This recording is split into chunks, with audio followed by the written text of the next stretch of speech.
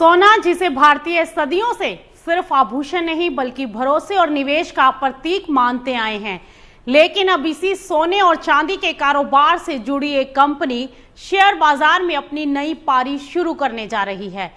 नाम है Augmont enterprises. Company ला रही है 825 करोड़ रुपए का आईपीओ। लेकिन आईपीओ अड्डा में हमारा सवाल सिर्फ ये नहीं होता कि आईपीओ कितना बड़ा है, हम देखते हैं कंपनी करती क्या है, कमाती कितना है, मुनाफा कितना टिकाऊ है, कर्ज कितना है, आईपीओ का पैसा कहां जाएगा, प्रमोटर क्या कर रहे हैं और सबसे अहम, जिस वैल्यूएशन पर कंपनी बाजार में आ रही है क्या वो सही है? क्योंकि ऑगमोंट की कहानी सिर्फ डिजिटल गोल्ड की कहानी नहीं है। ये कंपनी गोल्ड और सिल्वर की पूरी वैल्यू चेन में मौजूद है। प्रोक्योरमेंट से रिफाइनिंग तक, बुलियन ट्रेडिंग से डिजिटल गोल्ड तक, ज्वेलरी मैन्युफैक्चरिंग से इंटरनेशनल सेल्स तक, और फाइनेंशियल नंबर्स भी कहानी का एक मजबूत हिस्सा है। लेकिन आईपीओ का सवाल सिर्फ इतना नहीं है कि कंपनी गोल्ड और सिल्वर के कारोबार में है। सवाल यह है कि क्या इस कंपनी की कमाई, ग्रोथ और बिजनेस मॉडल इन्वेस्टर्स के पैसे को भी चमका सकता है। क्योंकि एक तरफ कंपनी के मुनाफे में करीब 53% की तेजी आई है, कर्ज बेहद कम है और गोल्ड सिल्वर वैल्यू चेन में कंपनी की मौजूदगी काफी बड़ी है। वहीं दूसरी तरफ आईपीओ की वैल्यूएशन करीब 20.67 गुना प्राइस अर्निंग पर आती है और कंपनी के प्रॉफिट मार्जिन्स 1% से भी कम हैं। तो आखिर 750 रुपए से 788 रुपए के प्राइस बैंड पर आने वाला ये आईपीओ इन्वेस्टर्स के लिए कितना खास है? क्या इसमें गोल्ड की चमक है या वैल्यूएशन का रिस्क? नमस्कार, आप देख रहे हैं आईपीओ अड्डा। क्योंकि आज के इस खास एडिशन में हम बात करेंगे ऑगमेंट एंटरप्राइजेस आईपीओ का पूरा पोस्टमार्टम, बिजनेस से लेकर फाइनेंशियल्स, वैल्यूएशन, आईपीओ का पैसा कहां जाएगा, प्रमोटर्स की हिस्सेदारी, रिस्क और स्ट्रेंथ, सब कुछ। सबसे पहले आपको बताते हैं इस आईपीओ की पूरी तस्वीर। ऑगमेंट एंटरप्राइजेस का आईपीओ कुल 825 करोड़ रुपए का है। इसमें करीब 620 करोड़ रुपए का फ्रेश इशू है, जबकि करीब 250 करोड़ रुपए ऑफर फॉर सेल के जरिए जुटाए जाएंगे। आईपीओ का प्राइस बैंड 750 से 788 रुपए प्रति शेयर तय किया गया है और एक लॉट में 19 शेयर होंगे। यानी अपर प्राइस बैंड के हिसाब से रिटेल इन्वेस्टर्स को कम से कम 14,972 रुपए का निवेश करना होगा। आईपीओ 21 अगस्त को खुलेगा और 25 अगस्त को बंद हो जाएगा। इसके बाद 27 अगस्त को अलॉटमेंट, 28 अगस्त को रिफंड और डीमेट क्रेडिट और 31 अगस्त को एनएससी बीएससी पर लिस्टिंग की टेंटेटिव तारीख है। यानी निवेशकों के पास आईपीओ में पैसा लगाने के लिए 21 से 25 अगस्त तक का वक्त रहेगा। अब बात करते हैं कि आईपीओ में किस कैटेगरी के निवेशकों के लिए कितना हिस्सा रखा गया है। क्वालिफाइड इंस्टीट्यूशनल बायर्स के लिए अधिकतम 50% का हिस्सा रखा गया है और वहीं रिटेल इन्वेस्टर्स के लिए कम से कम 35% हिस्सा है, जबकि एनआईआई कैटेगरी के लिए कम से कम 15% हिस्सा तय किया गया है। रिटेल इन्वेस्टर्स के लिए कट ऑफ ऑप्शन भी उपलब्ध है, यानी आईपीओ में इंस्टीट्यूशनल और रिटेल दोनों इन्वेस्टर्स की अच्छी भागीदारी देखने को मिल सकती है। अब कंपनी कितना पैसा कंपनी में लगाना होगा ये देखते हैं, क्योंकि ये बेहद जरूरी है। एक लॉट में 19 शेयर्स हैं। अपर प्राइस बैंड यानी 788 रुपए के हिसाब से एक लॉट के लिए 14,972 रुपए एक निवेशक को लगाने होंगे। रिटेल इन्वेस्टर मैक्सिमम 13 लॉट्स के लिए अप्लाई कर सकते हैं, यानी 247 शेयर्स और इसके लिए करीब 1,95,000 की रकम चाहिए होगी। वहीं स्मॉल एचएनआई कैटेगरी की शुरुआत 14 लॉट यानी 266 शेयर से होती है, जिसके लिए करीब 2,10,000 रुपए चाहिए होंगे। वहीं बिग एचएनआई कैटेगरी की शुरुआत 67 लॉट्स यानी 1,273 शेयर से होती है और यहां इन्वेस्टमेंट होगी करीब 10,03,000 रुपए। तो आईपीओ में एंट्री लेवल रिटेल इन्वेस्टर्स के लिए करीब 15,000 रुपए से शुरू होता है। अब सवाल है, आखिर ऑगमेंट करती क्या है? अब आते हैं उस सवाल पर जो किसी भी आईपीओ में सबसे पहले पूछा जाना चाहिए, क्योंकि कंपनी का असली बिजनेस क्या है इस पर बहुत कुछ डिपेंड करता है। ऑगमेंट एंटरप्राइजेस को सिर्फ डिजिटल गोल्ड कंपनी समझना यहां पर सही नहीं होगा। कंपनी एक इंटीग्रेटेड गोल्ड और सिल्वर प्लेटफॉर्म है, यानी गोल्ड और सिल्वर की वैल्यू चेन के कई हिस्सों में कंपनी की मौजूदगी है। कंपनी गोल्ड और silver procurement, refining, bullion trading, digital gold, jewellery manufacturing, international sales और टेक्नोलॉजी बेस्ड सर्विसेज में काम करती है। मतलब यह है कि कंपनी का बिजनेस सिर्फ एक सेगमेंट पर निर्भर नहीं करता है। कंपनी का इकोसिस्टम मुख्य तौर पर दो प्लेटफॉर्म के जरिए चलता है। पहला है ऑगमेंट स्पोर्ट, ये एंटरप्राइजेस और इंटरनेशनल कस्टमर्स के लिए बुलियन ट्रेडिंग और फिजिकल डिलीवरी जैसी सुविधाएं देता है। इसके कस्टमर ज्वेलर्स, बुलियन डीलर्स और मैन्युफैक्चरर्स जैसे बिजनेसेस हैं। दूसरा प्लेटफॉर्म है ऑगमेंट गोल्ड फॉर ऑल, ये कंज्यूमर फोकस प्लेटफॉर्म है जहां कस्टमर डिजिटल गोल्ड और सिल्वर खरीद और बेच सकते हैं, गोल्ड को डिजिटली होल्ड कर सकते हैं और सिस्टमैटिक इन्वेस्टमेंट प्लान्स यानी सिप जैसी सुविधाओं का इस्तेमाल कर सकते हैं। यानी कंपनी ने B2B और B2C दोनों सेगमेंट्स को अपने इकोसिस्टम में शामिल किया हुआ है। अब बात करते हैं कंपनी की रीच की, यानी कंपनी का नेटवर्क कितना बड़ा है। 31 मार्च 2026 तक ऑगमेंट की मौजूदगी 24 स्टेट्स में थी। कंपनी के पास 5223 से ज्यादा रजिस्टर्ड एंटरप्राइज मेंबर्स थे। वहीं कंपनी के मुताबिक उसके प्लेटफॉर्म और अलायंसेस के जरिए 4,962,00,000 रुपए से ज्यादा रजिस्टर्ड डिजिटल गोल्ड कंज्यूमर्स को सर्व किया जा चुका है। कंपनी के पास रुद्रपुर और मुंबई में गोल्ड सिल्वर रिफाइनिंग यूनिट्स भी हैं। इसके अलावा जयपुर के सीतापुर में सेज़मी ज्वेलरी मैन्युफैक्चरिंग फैसिलिटी भी है। यानी कंपनी ने गोल्ड और सिल्वर के कारोबार में सिर्फ डिजिटल प्लेटफॉर्म नहीं बनाया बल्कि फिजिकल इंफ्रास्ट्रक्चर भी खड़ा किया है। अब आते हैं कंपनी की कमाई पर, क्योंकि आईपीओ का सबसे अहम हिस्सा फाइनेंशियल परफॉर्मेंस ही होता है और यहां ऑगमेंट की तस्वीर काफी दिलचस्प नजर आती है। फाइनेंशियल ईयर 2024 में कंपनी की टोटल इनकम करीब 34,948 करोड़ 90 लाख थी। 2025 में 66 करोड़ 252 लाख 5,000 हो गई और 2026 में कंपनी की इनकम करीब 94,282 करोड़ 47 लाख तक पहुंच गई। यानी सिर्फ 2 साल में रिवेन्यू स्केल में काफी तेज बढ़ोतरी देखने को मिली है। लेकिन सिर्फ रिवेन्यू बढ़ना काफी नहीं होता, निवेशक ये भी देखते हैं कि प्रॉफिट कितना बढ़ा और यहां भी कंपनी ने अच्छी ग्रोथ दिखाई है। फाइनेंशियल ईयर 2024 में पैट यानी प्रॉफिट आफ्टर टैक्स करीब 75 करोड़ 97 लाख था और 25 में ये बढ़कर 227 करोड़ 19 लाख पहुंचा और 26 में तो 348 करोड़ 30 लाख का आंकड़ा इसने टच कर दिया। यानी कि फाइनेंशियल ईयर 2025 से 2026 के बीच प्रॉफिट में करीब 53% की बढ़ोतरी देखने को मिली है। कंपनी के अबीटा की बात करें तो अबीटा भी फाइनेंशियल ईयर 2025 में 304 करोड़ 9 लाख से बढ़कर 26 में 385 करोड़ 95 लाख पहुंच गया। वहीं नेटवर्थ में भी बड़ा जंप देखने को मिला। फाइनेंशियल ईयर 2025 में नेटवर्थ करीब 422 करोड़ 94 लाख थी, जो फाइनेंशियल ईयर 2026 में बढ़ी और 926 करोड़ 87 लाख के आंकड़े को छू गई। रिजर्व एंड सरप्लस भी बढ़कर करीब 865 करोड़ 14 लाख हो गए। तो फाइनेंशियल स्टेटमेंट्स में एक बात साफ दिखाई दे रही है कि कंपनी का बिजनेस स्केल बड़ा है और प्रॉफिटेबिलिटी भी बड़ी है। ऑगमेंट एंटरप्राइजेस के आईपीओ में अब तक आपने कंपनी का बिजनेस मॉडल, उसकी पहुंच और फाइनेंशियल ग्रोथ समझी। कंपनी की इनकम में तेज बढ़ोतरी हुई है और नेटवर्थ में भी बड़ा जंप देखने को मिला है। लेकिन अभी तस्वीर का एक बेहद अहम हिस्सा बाकी है। क्या कंपनी के मार्जिन्स भी उतने ही मजबूत हैं? कंपनी पर कितना कर्ज है? आईपीओ से मिलने वाली 620 करोड़ रुपए का कंपनी इस्तेमाल कहां करेगी? और सबसे बड़ा सवाल, 728 रुपए के अपर प्राइस बैंड पर ऑगमेंट की वैल्यूएशन कितनी आकर्षक है? ये देखो, एक इन्वेस्टमेंट गुरु के टिप से पैसे डबल होंगे। बस ऑफर क्लेम करना है। पैसे डबल ऐसे कोई भी ग्रुप से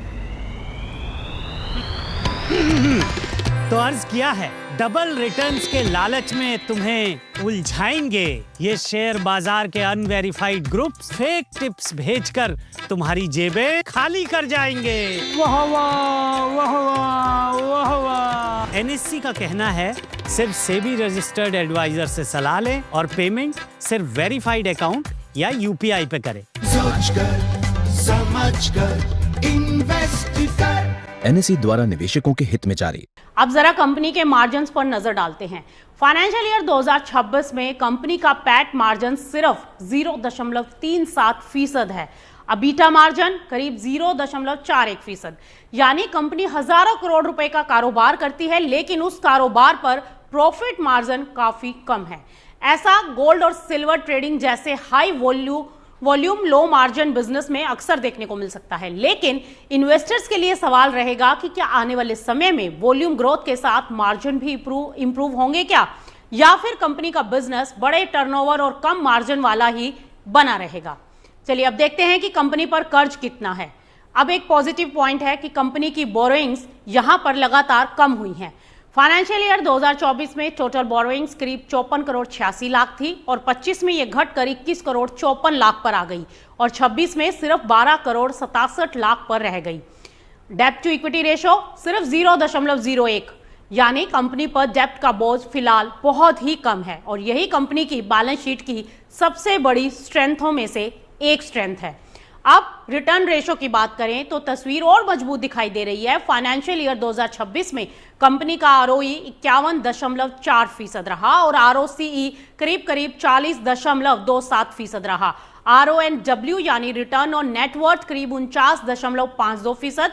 ये आंकड़े कंपनी के कैपिटल एफिशिएंसी और प्रॉफिटेबिलिटी को मजबूत दिखाते हैं, लेकिन यहां भी इन्वेस्टर्स को मार्जिन और बिजनेस वोलेटिलिटी को भी साथ में देखना होगा। अब सवाल आता है कि आईपीओ का पैसा कहां जाएगा।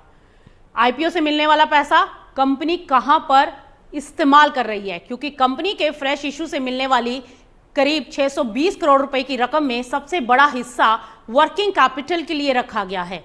करीब 465 करोड़ रुपए का इस्तेमाल गोल्ड और सिल्वर की इन्वेंट्री प्रोक्योरमेंट में और इन्वेंट्री मेंटेनेंस और बिजनेस को स्केल करने के लिए प्रयोग किया जाएगा। इसके अलावा इन्वेंट्री प्रोक्योरमेंट के लिए एडवांस मार्जिन रिक्वायरमेंट्स को भी फंड किया जाएगा। बाकी रकम जनरल कॉर्पोरेट पर्पस के लिए इस्तेमाल होगी, यानी कंपनी आईपीओ से मिलने वाले पैसे का बहुत बड़ा हिस्सा अपने कोर बिजनेस में लगाएगी। अब आपको बता दें कि आईपीओ में करीब 205 करोड़ रुपए का ऑफर फॉर सेल भी है।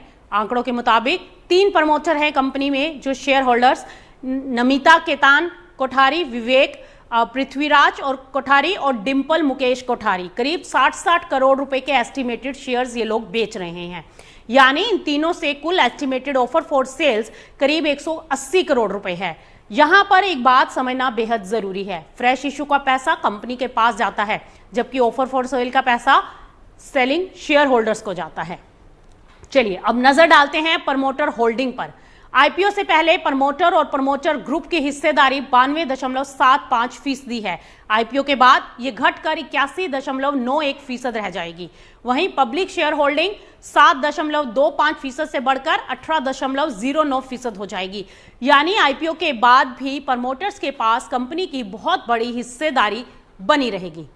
अब बात आती है उस हिस्से की जहां आईपीओ की असली परीक्षा होती है, और वो हिस्सा है वैल्यूएशन। आईपीओ के अपर प्राइस बैंड 788 रुपए पर कंपनी का पोस्ट आईपीओ प्राइस अर्निंग करीब 20.67 गुना है और प्री आईपीओ यानी प्राइस अर्निंग करीब 18.89 गुना था। पोस्ट आईपीओ ईपीएस करीब 38 रुपए 12 पैसे, वहीं ऑफर प्राइस पर मार्केट कैपिटलाइजेशन करीब 7200 करोड़ रुपए बैठता है, यानी कंपनी की ग्रोथ अच्छी है, लेकिन आईपीओ वैल्यूएशन को भी सस्ता नहीं कहा जा सकता। इसीलिए निवेशकों को सिर्फ ये नहीं देखना कि प्रॉफिट 53% बढ़ा है, बल्कि ये भी देखना है क्या आने वाले सालों में कंपनी इतनी ग्रोथ बनाए रख पाएगी कि करीब 20.5 गुना से ज्यादा की प्राइस अर्निंग वैल्यूएशन जस्टिफाई हो सके। अगर कंपनी का अगर बात करें स्ट्रेंथ की कि कंपनी के पास स्ट्रेंथ क्या है, क्योंकि अगर कंपनी की स्ट्रेंथ को एक साथ हम देख लें तो सबसे बड़ी ताकत इसकी दिखाई देती है इसका इंटीग्रेटेड गोल्ड और सिल्वर का इकोसिस्टम।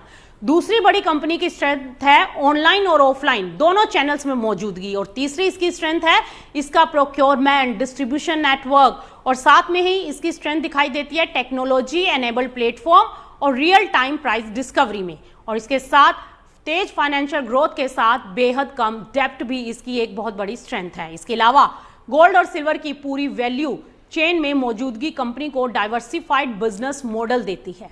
लेकिन अब यहां पर यह समझना होगा कि रिस्क क्या है, क्योंकि अब रिस्क को नजरअंदाज करना भी सही नहीं होगा। सबसे पहला रिस्क है गोल्ड और सिल्वर प्राइसेस में वोलेटिलिटी। कीमती धातुओं की कीमतों में तेज उतार चढ़ाव कंपनी के ट्रेडिंग और इन्वेंट्री इकोनॉमिक को प्रभावित कर सकता है। वहीं दूसरा बड़ा रिस्क दिखाई देता है कि कस्टमर कोस्ट कंसंट्रेशंस, अगर रिवेन्यू का बड़ा हिस्सा कुछ बड़े कस्टमर्स से आता है तो किसी बड़े कस्टमर के बिजनेस में बदलाव का असर कंपनी पर पड़ सकता है। और तीसरा रिस्क दिखाई देता है टेक्नोलॉजी डिपेंडेंस। डिजिटल गोल्ड और टेक्नोलॉजी प्लेटफॉर्म पर बिजनेस की निर्भरता के कारण साइबर सिक्योरिटी या सिस्टम डिसरप्शन का रिस्क बना रहता है। इसके अलावा सप्लायर कंसंट्रेशन, रेगुलेटरी चेंजेस और लो प्रॉफिट मार्जिन्स भी इन्वेस्टर्स के लिए इंपॉर्टेंट रिस्क फैक्टर्स माने जाते हैं। तो अब पूरे आईपीओ को एक नजर में जरा समझ लेते हैं। ऑगमेंट एंटरप्राइजेस के पास मजबूत बिजनेस इकोसिस्टम है। गोल्ड और सिल्वर की प्रोक्योरमेंट से लेकर refining, bullion trading, digital gold और ज्वेलरी मैन्युफैक्चरिंग तक कंपनी की मौजूदगी है। फाइनेंशियल परफॉर्मेंस में भी तेजी है। इसलिए आईपीओ में सबसे बड़ा सवाल कंपनी के बिजनेस से ज्यादा प्राइस और फ्यूचर ग्रोथ का है। कंपनी मजबूत है लेकिन वैल्यूएशन भी तो देखनी होगी। यानी ऑगमेंट एंटरप्राइजेस आईपीओ को सिर्फ सोने और चांदी की कंपनी समझकर फैसला करना सही नहीं होगा।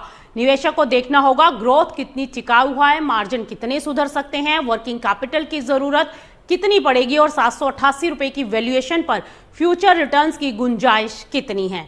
सोने में निवेश करते वक्त प्योरिटी जरूरी होती है और आईपीओ में सिर्फ कंपनी की चमक नहीं, वैल्यूएशन की कीमत भी देखनी पड़ती है। इसीलिए ऑगमेंट एंटरप्राइजेस आईपीओ में असली सवाल यही है कि सोने की चमक कितनी है और क्या 788 रुपए की कीमत उस चमक के लिए सही है। ऑगमेंट एंटरप्राइजेस आईपीओ की पूरी तस्वीर अब आपके सामने है। कंपनी के फाइनेंशियल्स, ग्रोथ, लो डेप्थ, बिजनेस मॉडल, आईपीओ का पैसा कहां इस्तेमाल होगा और वैल्यूएशन, हर पहलू को हमने आपको समझाया। लेकिन अब सबसे बड़ा सवाल, क्या 750 रुपए से 788 रुपए के प्राइस बैंड पर यह आईपीओ निवेश के लायक है? क्या कंपनी की ग्रोथ आने वाले समय में भी जारी रह सकती है और क्या करीब 20.5 गुना से ज्यादा का प्राइस अर्निंग की वैल्यूएशन इस ग्रोथ को सही ठहराती है? ये देखो, एक इन्वेस्टमेंट गुरु के टिप्स से पैसे डबल होंगे। बस ऑफर क्लेम करना है। पैसे डबल ऐसे कोई भी ग्रुप से? तो अर्ज किया है, डबल रिटर्न्स के लालच में तुम्हें उलझाएंगे ये शेयर बाजार के अनवेरिफाइड ग्रुप्स। फेक टिप्स भेजकर तुम्हारी जेबें खाली कर जाएंगे। वाह वाह वाह वाह वाह वाह। एनएससी का कहना है सिर्फ सेबी रजिस्टर्ड एडवाइजर से सलाह लें और पेमेंट सिर्फ वेरीफाइड अकाउंट या यूपीआई पे करें। समझकर इन्वेस्ट कर। एनएसई द्वारा निवेशकों के हित में जारी। अब ऑगमेंट एंटरप्राइजेस आईपीओ पर बात करने के लिए हमारे साथ जुड़ रहे हैं हमारे एक्सपर्ट कमला देवी जी, जो कि सीनियर एसोसिएट हैं एसएमसी रिसर्च से। कमला जी, स्वागत है आपका हमारे इस खास प्रोग्राम आईपीओ अड्डा में।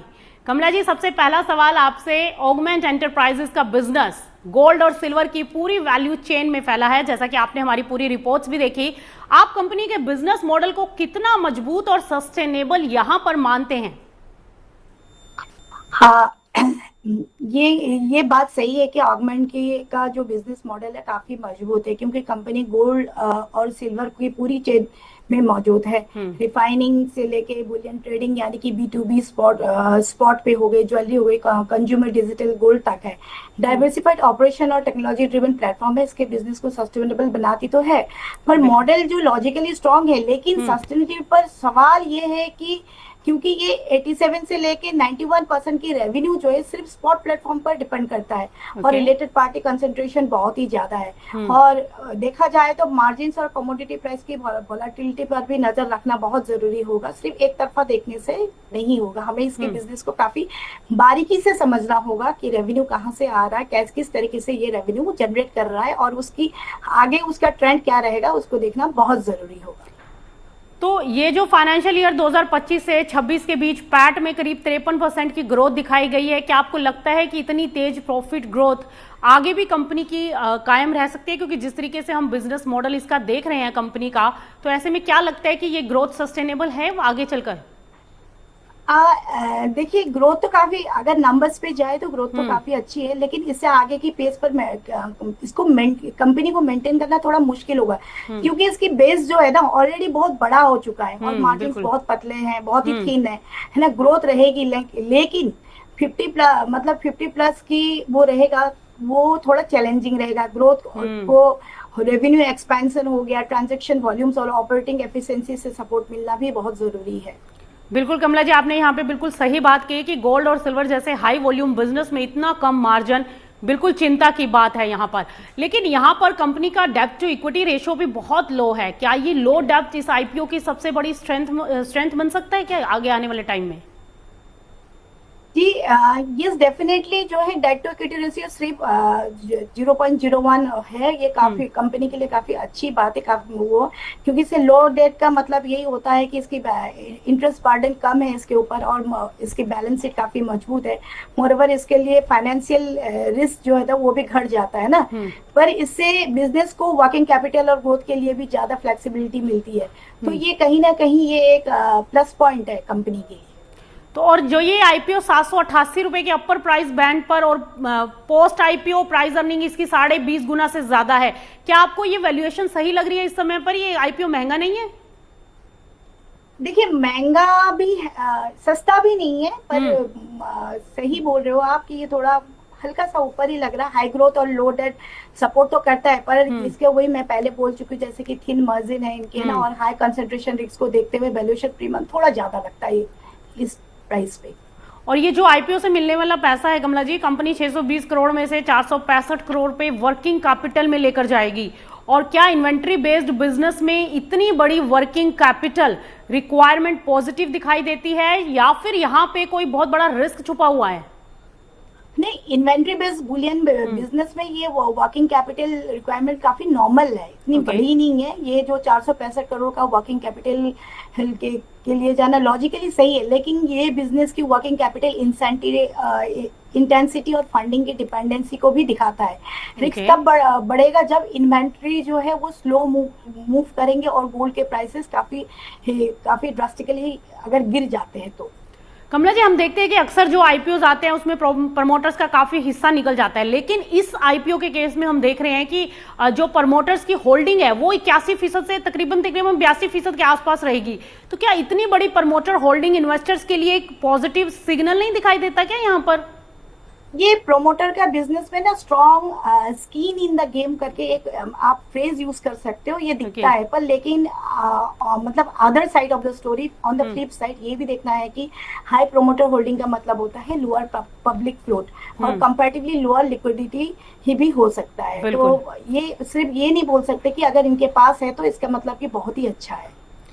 और गोल्ड सिल्वर प्राइसेस में वॉलेटिलिटी, साइबर रिस्क और रेगुलेटरी रिस्क को देखते हुए आपको क्या लगता है कि ऑगमेंट के बिजनेस के सामने अब आने वाले टाइम में सबसे बड़ा रिस्क आपको क्या नजर आ रहा है? देखिए मेरे हिसाब से सबसे बड़ा रिस्क है रेवेन्यू कंसंट्रेशन है। कंपनी की रेवेन्यू का लगभग जो 87 से 91% का हिस्सा जो है ना वो स्पॉट प्लेटफॉर्म से आती है ना। एक ही रिलेटेड पार्टी है जो रिद्धि सिद्धि है। ये सबसे बड़ी रेवेन्यू कंट्रीब्यूशन है, जिससे बिजनेस की डिपेंडेंसी कुछ क्या हो जाता है कि की प्लेटफॉर्म और कस्टमर्स के ऊपर निर्भर कर बढ़ जाता है।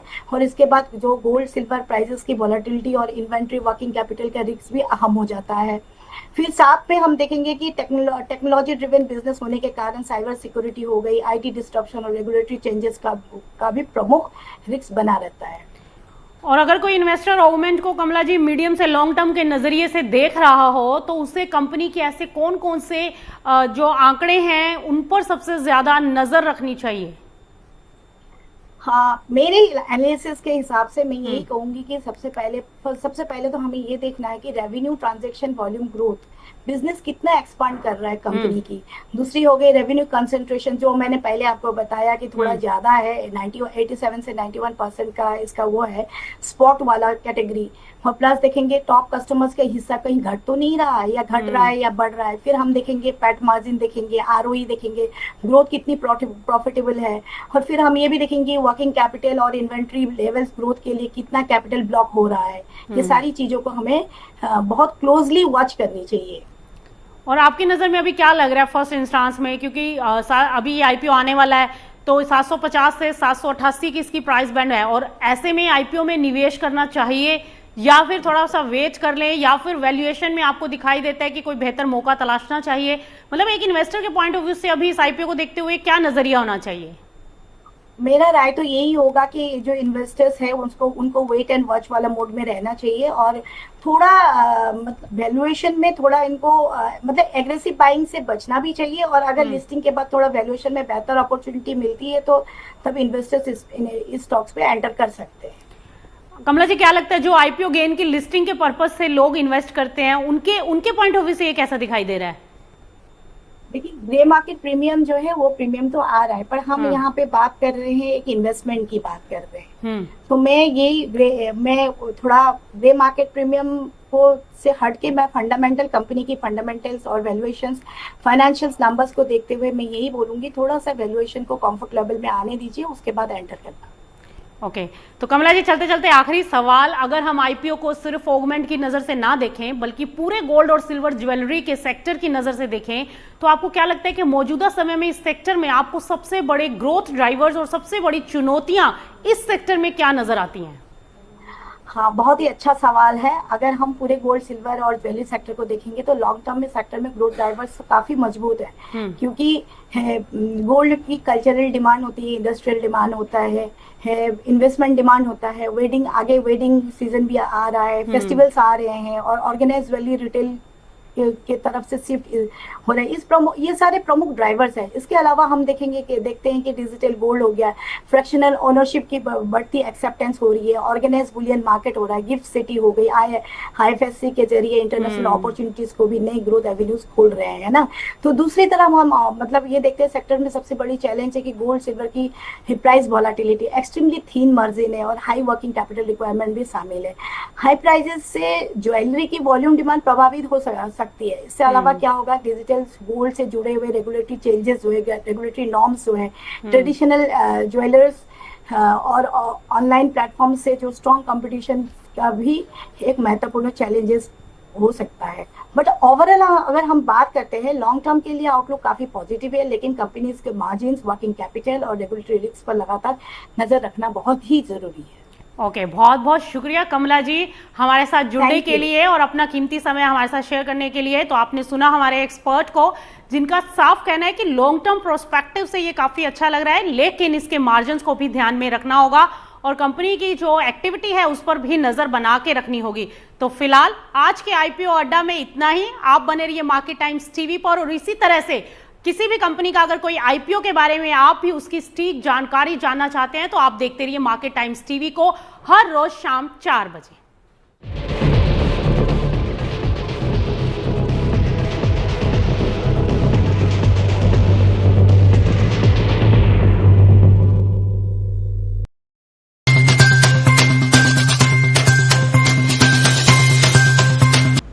ये देखो, एक इन्वेस्टमेंट गुरु के टिप से पैसे डबल होंगे, बस ऑफर क्लेम करना है। ऐसे डबल ऐसे कोई भी ग्रुप से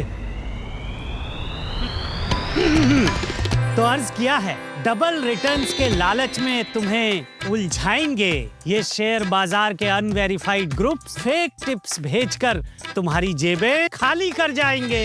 वाह वाह वाह वाह वाह वाह। NSE का कहना है सिर्फ सेबी रजिस्टर्ड एडवाइजर से सलाह लें और पेमेंट सिर्फ वेरीफाइड अकाउंट या UPI पे करें। समझकर इन्वेस्ट कर। NSE द्वारा निवेशकों के हित में जारी।